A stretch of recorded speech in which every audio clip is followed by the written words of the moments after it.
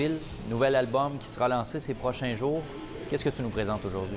Hanging on a String, qui sort le 1er novembre, qui est mon 13e album. C'est un album que j'ai fait en one-man band, en homme orchestre, que j'ai enregistré au studio 606 à Los Angeles. Je suis très fier de cet album-là. D'après moi, c'est ce que j'ai fait de mieux en carrière.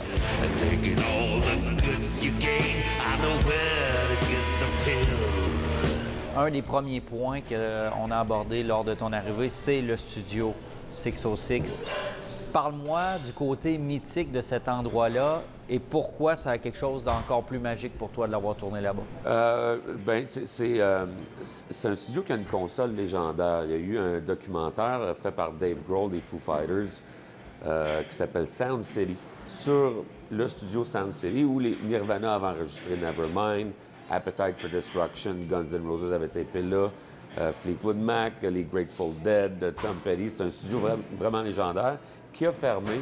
Et quand ça a fermé, Dave Grohl a décidé d'acheter la console, de faire un documentaire sur cette console-là et de se partir son studio, qui est le studio 606.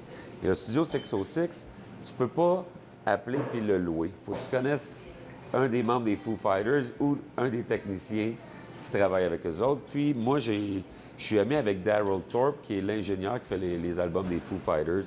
Il a gagné 10 Grammys, il a fait Paul McCartney, Radiohead, Beck, Jay-Z. Puis j'ai été enregistrer l'album en Californie. J'avais 3 mois pour préparer l'album, écrire les chansons, apprendre à maîtriser les chansons pour aller les enregistrer live en studio.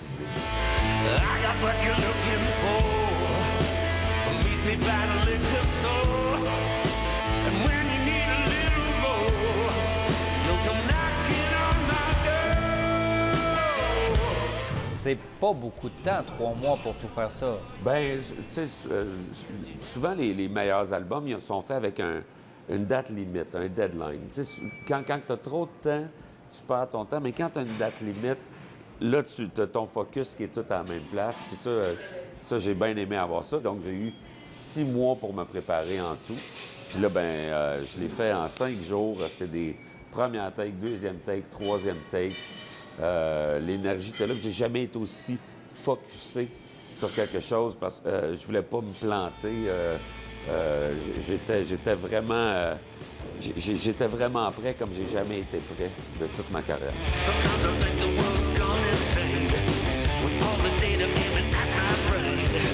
Comment on se sent lorsqu'on a le produit final comme ça entre les mains?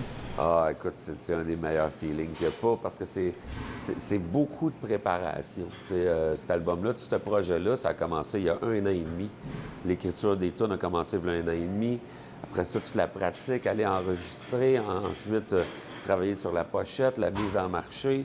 Tout ça, c'est énormément de travail. Puis là, je tombe dans ce que j'aime, la tournée.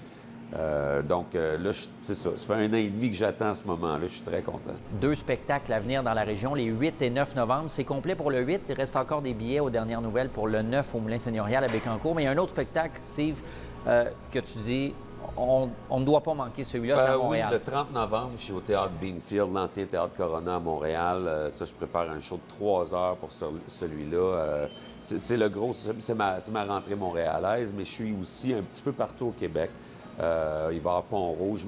Trois-Rivières va venir éventuellement. Les gens me demandent pourquoi pas Trois-Rivières. J'ai joué 2 fois dans la dernière année à Trois-Rivières, donc ça va venir en 2025. La tournée m'amène jusqu'en 2026. C'est une tournée de 2 ans. Donc, je vais revenir à Trois-Rivières même. Sinon, il y a des choses autour.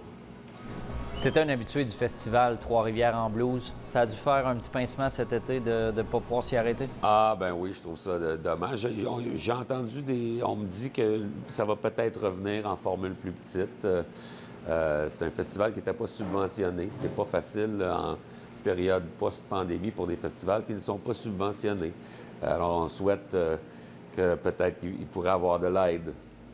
On le souhaite. Et qui sait si Stevie ne sera pas le premier nom à cette programmation? Ah, ou un autre festival. C'est un album quand même blues rock. C'est quand même assez rock.